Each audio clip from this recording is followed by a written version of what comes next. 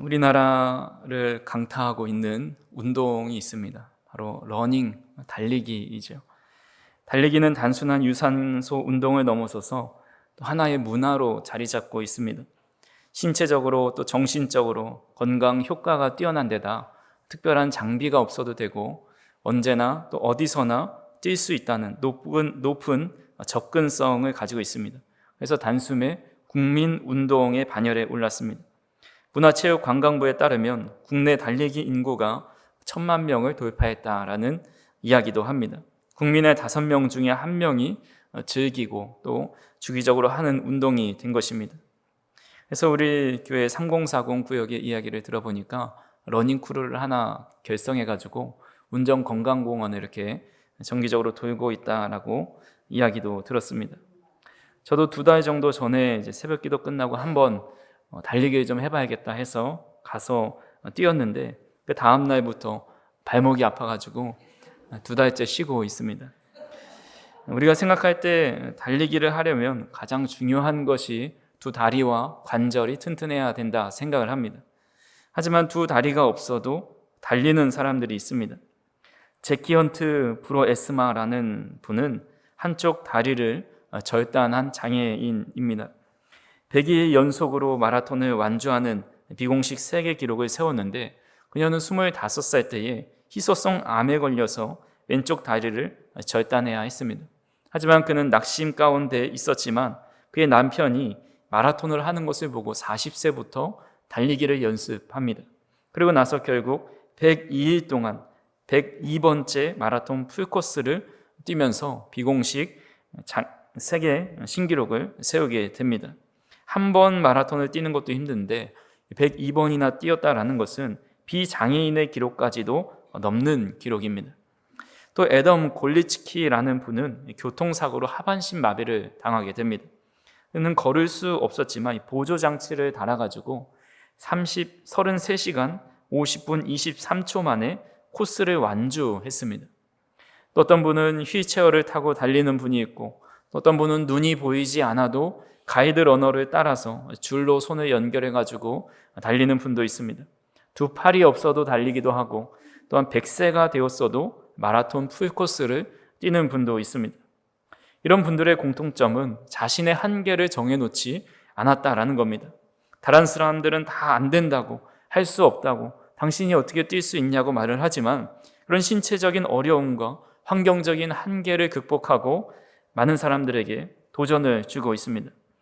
하지만 대부분의 많은 사람들은 어떤 일을 할 때 스스로의 한계를 정해놓습니다. 이미 원인 분석을 다 해놓고 할 수 있는 일과 할 수 없는 일을 구분해 놓습니다. 또 될 일과 안 된 일을 나눠 놓아서 안 될 것 같은 것은 아예 시도조차 하지 않습니다. 이것을 심리학 용어로 제한적 신념이라고 이야기합니다. 자기 스스로 부정적인 견해를 가지고 있는 것입니다. 이미 한계를 뛰어넘으려 할 때, 어떤 새로운 도전을 하려고 할 때 마음속으로 나는 실패할 거야, 난 재능이 없어, 지금은 때가 아니야, 사람들이 안 좋게 판단할 거야, 부정적인 생각으로 도전조차 하지 않고 스스로 한계 속에 가두어 놓는 것입니다. 이런 모습이 우리의 신앙생활에 나타날 때가 있습니다. 전능하시고 능력이 많으신 하나님을 믿는다고 고백하면서도 마음 한켠에서는 이건 안 될 거야, 지금은 때가 아니야, 이건 나에게 너무 감당할 수 없는 일이야 라는 생각을 품으며 살아갑니다. 그래서 기도도 또 순종도 헌신도 어느 정도 한계를 정해놓은 선 안에서 하게 됩니다.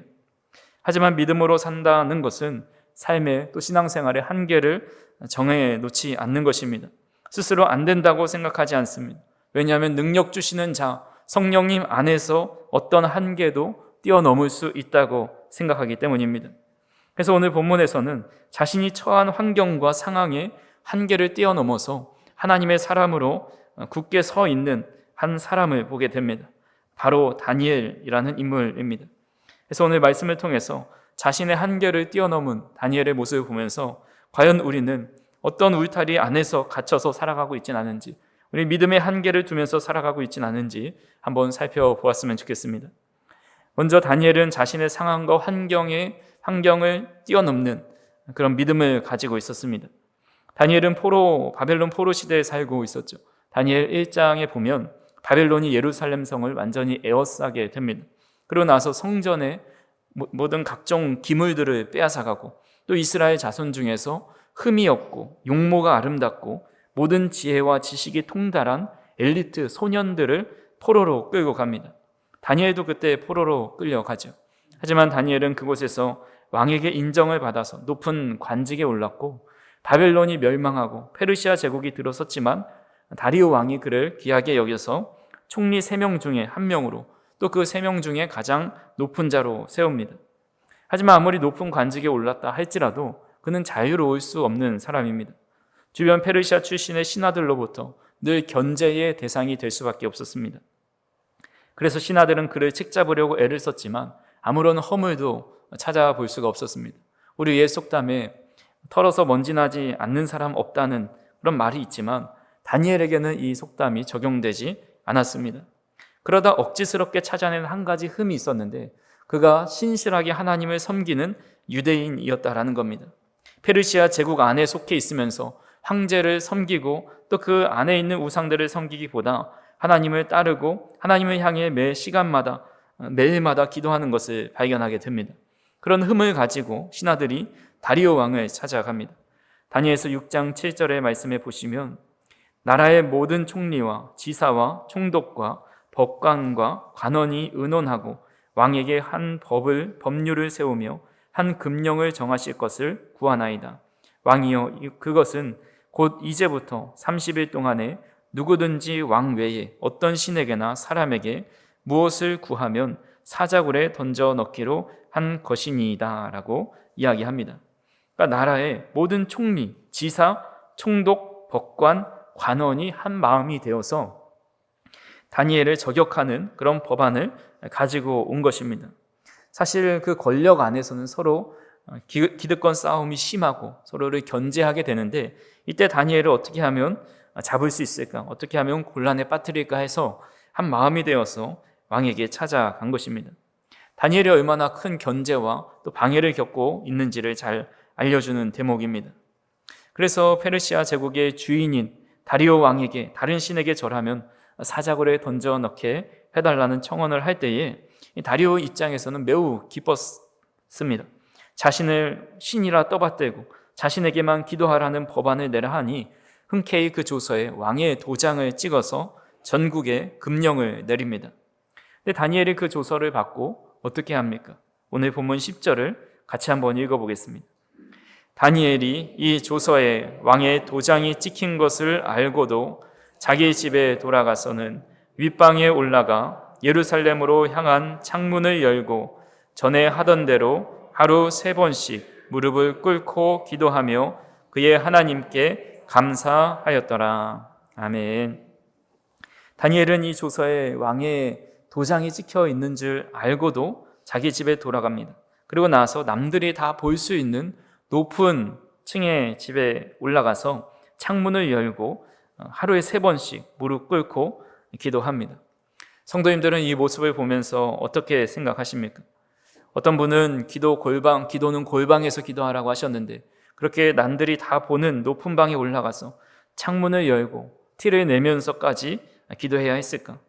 기도를 속으로 해도 하나님 다 들어주시는데 뭐 그렇게 유난스럽게 할까라고 생각하는 분도 있습니다.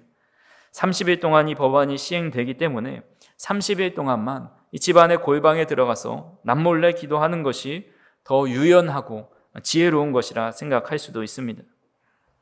하지만 다니엘은 이렇게 남들이 보는 앞에서 기도한 것은 자신의 기도 생활을 남들에게 드러내기 위함이 아닙니다. 다니엘은 나는 하나님의 사람입니다. 당신들은 다리오를 신으로 섬기고 있지만 나는 하나님만을 섬기고 있습니다. 어떤 법안이 와도 나는 하나님 섬기는 것을 포기할 수 없습니다. 라는 자신의 신앙의 고백을 담은 행위라고 할 수가 있습니다. 어떤 환경 속에서도 자신을 하나님의 섬기는 사람이라는 것을 증명하고 있는 것입니다. 그것을 위해서라면 자신이 사자밥이 되어서 죽어도 상관없다는 믿음으로 남들이 보는 앞에서 창문을 열고 기도한 것입니다. 즉 그는 죽어도 괜찮다라는 것이고 하나님의 하나님 되심을 인정하기 위해서는 어떤 고난도 마다하지 않겠다라는 겁니다. 어떤 법안도 또 어떤 죽음도 하나님을 향한 그의 믿음을 막을 수 없었습니다. 2017년도에 중국에서 선교 활동을 하는 선교사들이 약 2,000명 정도 된다고 이런 발표를 본 적이 있습니다.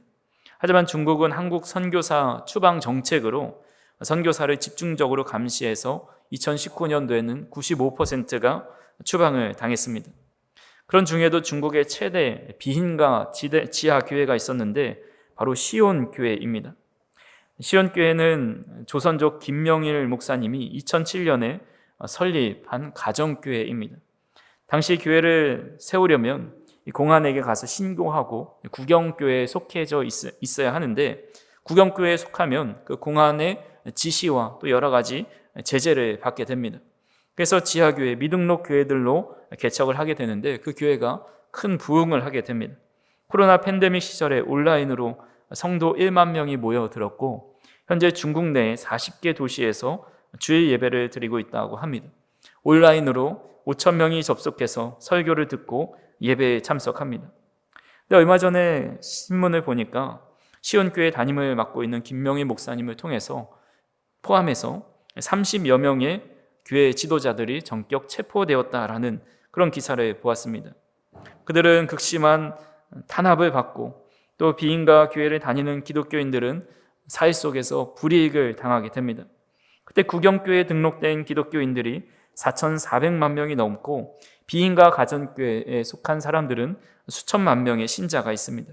그러니까 우리나라 기독교 인구보다 몇 배나 더 많은 기독교인들이 그렇게 어려운 환경 속에서도 탄압과 죽음의 위협 속에서도 믿음을 지키고 있는 것을 보게 됩니다. 초대교회도 마찬가지입니다. 기독교의 로마의 국교가 되기까지 얼마나 큰 박해가 있었습니까? 성경에 나온 것만 해도 유대교의 박해, 로마의 큰 핍박으로 인해서 많은 사람들이 감옥에 가고 고난을 받고 죽음을 당했습니다. 다니엘은 사자굴에 들어가 살아남았지만 초대교회 성도들은 사자밥이 된 사람들이 더 많이 있습니다. 그들은 나는 하나님 안 믿습니다. 난 하나님 모릅니다. 이제 기도하지 않겠습니다. 하나님 섬기지 않겠습니다. 말하면 살 수 있었습니다. 그리고 속으로 하나님을 믿을 수 있었습니다. 하지만 어떤 핍박도 또 어떤 죽음도 어떤 환경도 그들의 믿음을 제한할 수 없었습니다. 우리는 환경이 좋아야 하나님을 잘 섬길 수 있다고 생각을 합니다. 시간이 많아야 또 물질이 넉넉해야 또 어느 정도 달란트가 있어야 또 삶의 문제가 없어야 하나님을 잘 섬길 수 있다고 생각합니다. 그래서 많은 분들이 시간이 없어서 물질이 없어서 할 줄 아는 게 없어서 삶의 문제가 많아서 하나님을 섬기지 못한다고 이야기합니다. 하지만 우리가 알아야 할 것은 과거부터 지금까지 환경이 좋아서 부흥이 일어나고 환경이 좋아서 믿음의 사람들이 나온 것이 아닙니다. 믿을 수 없는 환경에서 믿었더니 역사가 일어나고 할 수 없는 중에 했더니 기적이 나타납니다. 오히려 기독교가 로마의 국교가 되고 크게 발전하고 부흥해서 아무런 박해가 없었던 믿기에 너무 좋은 환경이 되었을 때부터 나태의 길로 또 타락의 길로 들어서게 되는 것을 보게 됩니다. 사랑하는 성도 여러분, 우리는 환경을 뛰어넘는 믿음을 가져야 합니다. 모든 여건이 잘 갖춰졌을 때, 편안해졌을 때, 문제가 없을 때 하나님을 잘 섬기겠습니다. 먼저 바쁜 일을 잘 처리하고 나서 하나님을 믿겠습니다. 그러면 아마 평생 그 한계를 벗어나지 못할 겁니다. 왜냐하면 우리의 삶은 언제나 예상치 못한 문제와 어려움들이 때마다 찾아오기 때문입니다. 그렇게 간절히 바라기는 다니엘처럼 뜻을 정하고 환경과 상황이라는 한계를 뛰어넘는 그런 믿음의 발걸음을 걸어가는 저 우리 성도님들이 되기를 간절히 소망합니다. 그렇다면 우리가 처해 있는 환경과 상황의 한계를 넘고 또 믿음을 가지고 어떻게 살아갈 수 있을까요? 오늘 다니엘의 모습을 통해서 한 가지를 살펴보려고 하는데 그 비결은 바로 꾸준함이라고 할 수가 있습니다. 꾸준한 기도라고 할 수가 있습니다. 오늘 본문 10절을 다시 한번 보시면 그가 집으로 돌아가서 윗방에 올라가 예루살렘으로 향한 창문을 열고 전에 하던 대로 하루 3번씩 무릎을 꿇고 기도하며 그의 하나님께 감사하였더라 라고 말씀하고 있습니다. 여기서 눈에 띄는 단어가 전에 하던 대로라는 단어입니다. 다니엘은 왕의 조서가 찍혀서 이제 큰 위기에 처해 있어서 갑자기 기도한 것이 아니라 이전부터 전에 하던 대로 그렇게 기도하는 사람이었다라는 겁니다.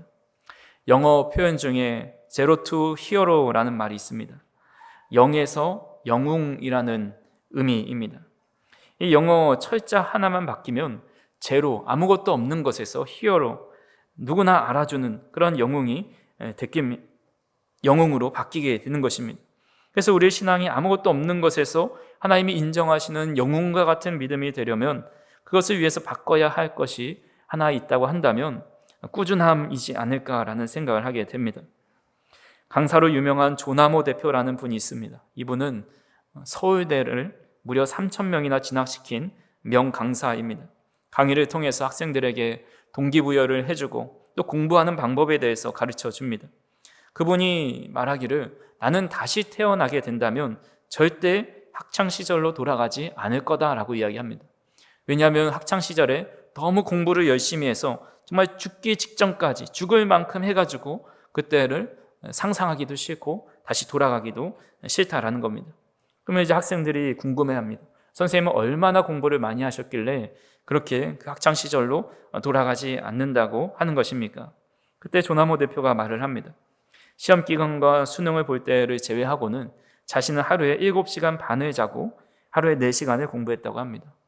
누가 7시간이나 고3 중에 7시간이나 자고 또 4시간밖에 공부를 안 하는 사람이 어디 있겠습니까? 이거 누구나 할 수 있는 것이다 라고 생각을 합니다. 근데 거기에 조건을 하나 붙이는 겁니다. 매일매일 또 하루도 빠짐없이라는 조건을 붙입니다. 일주일에 한두 번 4시간씩 하는 것은 별로 어렵지 않습니다. 운동을 하시거나 무엇인가를 우리가 할 때에 정기적으로 주중에 몇 번 하는 것은 누구나 할 수 있습니다. 하지만 명절에도 하고 몸살이 걸려도 하고 어떤 휴일과 쉬지 않고 매일 하는 것은, 하루도 빠지지 않고 하는 것은 정말 어려운 일입니다.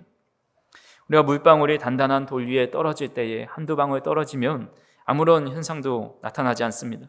하지만 물방울이 멈추지 않고 1년, 3년, 5년, 10년, 수십 년이 지나면 결국은 그 바위도, 어떤 단단한 바위도 물방울이 떨어진 곳은 움푹 파이고 또 그 돌은 결국 쪼개지고 맙니다.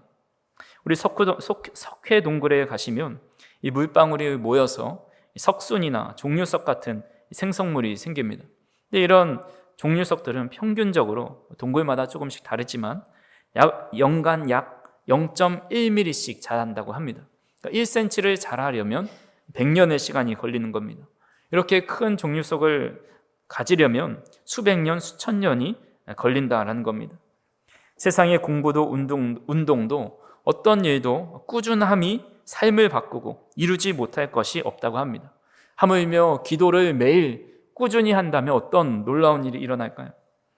십자가의 성 요한은 말하기를 하루에 일정한 시간을 정해놓고 그 시간 동안 십자가 밑에서 버틸 줄 아는 사람은 이미 높은 영성의 단계에 오른 것이다 라는 말을 했습니다. 매일 십자가 밑에서 기도하는 사람은 높은 영성의 단계에 오른 사람입니다. 영성이 높다는 것이 무슨 의미일까요? 단순히 신비한 체험을 많이 하고 기도한 대로 막 응답되는 그런 것이 영성이 높은 것이 아닙니다. 영성이 높다는 것은 하나님과의 관계가 깊어지고 그 관계가 견고하다는 것입니다. 환경이 흔들려도 하나님과의 관계는 흔들리지 않고 감정이 식어도 하나님을 향한 믿음은 꺼지지 않는 것, 이것이 바로 영성이 높은 사람의 모습이라 할 수가 있습니다.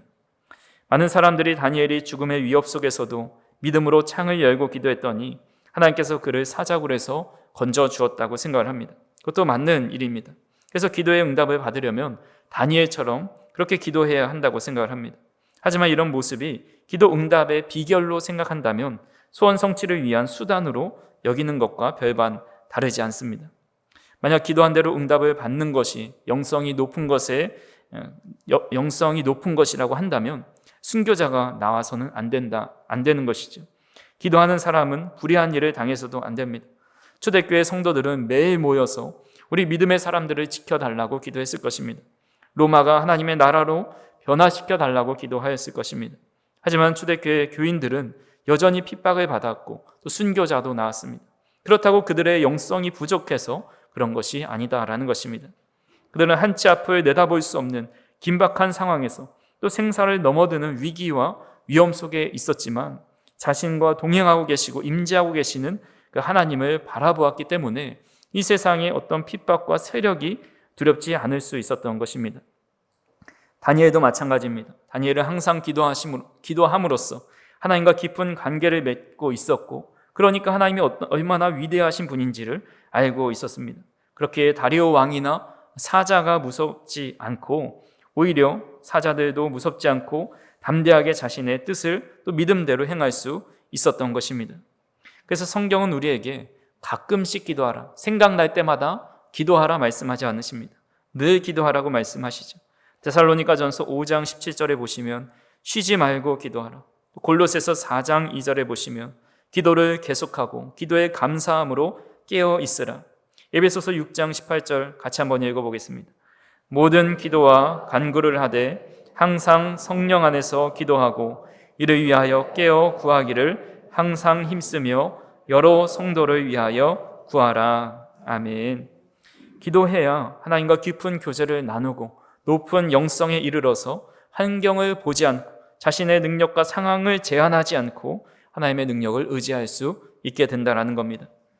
기도의 사람이라 불리는 E.M. 바운즈는 기도하지 않으면 죽는다라는 책을 지었습니다. 제목만 봐도 무서운데 그 책에서 이렇게 저술을 합니다. 기도는 하나님의 일을 이루는 가장 강력한 무기이다. 다른 모든 것이 실패해도 기도는 실패가 없다. 기도에 힘쓰는 사람은 성공할 수밖에 없고 기도에 실패하면 모든 것에서 실패한다. 영적 능력은 하나님에게서 직접 나오는데 기도는 하나님을 직접 붙드는 것이다. 기도는 하나님의 능력이 나오는 출구이자 그분의 능력이 우리에게 들어오는 입구이다. 우리가 기도의 끈을 놓지 않고 인내하며 기도하는 것은 그렇게 해야 살 수 있기 때문이다. 우리가 끈질기게 간구해야 하는 이유는 응답을 받지 못하면 죽기 때문이다 라고 이야기합니다. 기도는 하나님의 능력이 우리 안에 들어오는 입구이고 하나님의 능력이 나타나는 출구가 됩니다. 하나님의 능력이 없이는 영적 전쟁에서 승리할 수 없고 상황과 환경 안에 갇혀 살 수밖에 없습니다. 그렇게 우리는 매일 기도함을 통해서 우리 자신을 한계를 정하고 또 한계짓게 만드는 것들로부터 하나님의 능력을 받아서 벗어나야 한다는 겁니다. 간절히 바라기는 다니엘처럼 어느 때든지 위기가 있을 때든지 없을 때든지 날마다 주님 앞에 기도하는 믿음의 사람이 되어서 하나님과 깊은 관계, 높은 영성의 차원에 이르셔서 어떤 상황에서도 감사의 기도, 또 찬양하는 기도, 두려움 없는 믿음으로 살아가실 수 있기를 간절히 소망합니다. 그림을 하나 보면서 말씀을 마무리하고자 합니다. 화면에 보이는 그림은 브리튼 리비에르가 그린 사자굴 속의 다니엘이라는 아주 유명한 작품입니다. 그림을 보시면 차가운 바닥에 사자들이 먹다 남긴 뼈 조각과 살점들이 널브러져 있습니다. 그리고 굶주린 사자들은 당장이라도 다니엘에게 달려들 것처럼 묘사되어 있지만 사실은 좀 자세히 살펴보면 사자들의 표정은 두렵고 겁먹고 있습니다. 또 뒷걸음질하는 몸짓을 하고 있습니다. 다니엘은 초연하게 두 손이 뒤로 묶인 채로 사자들을 조용히 바라보고 있습니다. 아마 다니엘은 이렇게 기도했을 것입니다. 저 짐승들은 배고픔에 으르렁거리지만 나는 두렵지 않습니다. 이들은 살과 뼈를 찢을 힘을 가졌으나 내 생명의 주인은 그들이 아닙니다. 내 육신은 이 굴에 갇혔으나 내 영혼은 언제나 하늘 보좌 앞에 있습니다. 라고 기도하였을 것입니다. 하나님은 죽음 앞에서도 하나님을 신뢰하고 있는 다니엘과 함께 하셨습니다. 사자들은 다니엘을 보고 두려워한 것이 아니라 다니엘과 함께하고 계시는 하나님을 보고 두려워했고 하나님은 그들의 입을 봉해해 주셨습니다. 브리튼 리비에르는 다니엘의 흔들리지 않는 믿음, 죽음도 막을 수 없는 믿음을 이렇게 시각화한 작품이지 않을까라는 생각을 해봅니다. 사랑하는 성도 여러분, 우리가 우리 자신을 보면 언제나 작아질 수밖에 없습니다. 하지만 하나님을 바라보면 한계는 사라집니다. 왜냐하면 어떤 사자보다 강하시고 어떤 환경과 문제보다 하나님이 크시기 때문입니다. 그래서 우리가 해야 할 일은 다니엘처럼 전에 하던 대로 하나님께 기도하는 것입니다. 기도할 때에 높은 영성의 차원에 이르게 되고 하나님과 더 깊은 관계 속에 일어나게 되고 아무리 환경이 변하고 내 감정이 요동친다 할지라도 하나님을 믿는 믿음이 변하지 않게 된다는 겁니다. 그 일을 통해서 하나님의 위대하심이 나타납니다. 다리오 왕은 조서를 다시 내리죠. 다니엘서 6장 26절에서 28절에 보시면 내가 이제 조서를 내리노라. 내 나라 관할 아래에 있는 사람들은 다 다니엘의 하나님 앞에서 떨며 두려워할지니 그는 살아계시는 하나님이시요 영원히 변하지 않으실 이시며 그의 나라는 멸망하지 아니할 것이요 그의 권세는 무궁할 것이며 그는 구원도 하시며 건져내기도 하시며 하늘에서든지 땅에서든지 이적과 기사를 행하시는 이로써 다니엘을 구원하여 사자의 입에서 벗어나게 하셨음이라 하였더라. 이 다니엘이 다리오 왕의 시대와 바사 사람 고레스 왕의 시대에 형통하였더라. 아멘. 이 고백이 믿음의 사람 다윗이 한 것도 아니고 다니엘이 한 것도 아니고 이방 나라의 왕이었던 다리오 왕이 고백을 한 것입니다. 하나님의 영광이 온 땅에 드러나게 되었고 다니엘은 하나님께서 인도하셔서 형통한 삶을 살아가게 되었습니다. 하나님은 하나님을 위해 살아가는 사람을 그냥 내버려 두지 않으십니다. 하나님의 능력을 나타내 보여주실 뿐만 아니라 온 세상에 그의 믿음을 통해 하나님의 영광과 하나님의 이름을 높이십니다. 그렇게 저와 우리 성도님들이 우리가 가지고 있는 한계가 있다면 그것을 뛰어넘으실 수 있기를 바랍니다. 세상에 많은 사람들이 자신의 운동 능력의 한계를 뛰어넘기 위해서 극한으로 자신을 훈련시킵니다. 자신의 경제적인 한계를 뛰어넘기 위해서 부단히 노력합니다. 자신의 지식의 한계를 뛰어넘기 위해서 부단히 공부합니다. 그런데 우리는 믿음의 사람으로서 우리 믿음의 한계를 뛰어넘기 위해서 과연 어떤 노력과 얼마나 하나님을 의지하고 있는지를 다시 한번 돌아보아야 합니다. 간절히 바라기는 우리의 삶에 실패했던 때도 많고 하나님을 의지하면서 여러 가지 좌절을 할 때도 많이 있습니다.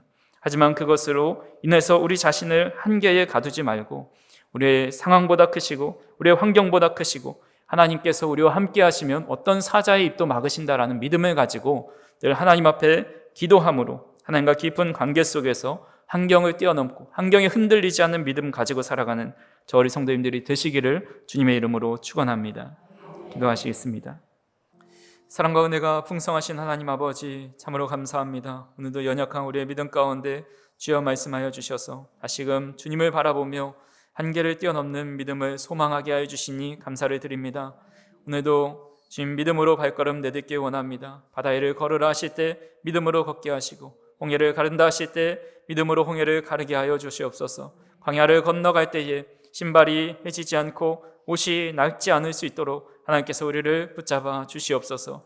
한 주 동안의 삶 속에서 주님께서 동행하여 주셔서 늘 기도하기를 쉬지 않게 하여 주시고 하나님과 깊은 관계 속에서 환경이 흔들리고 마음이 무너져도 하나님과의 신뢰와 믿음 속에서 담대하게 믿음을 붙잡고 살아가는 우리의 삶이 될 수 있도록 인도하여 주시옵소서.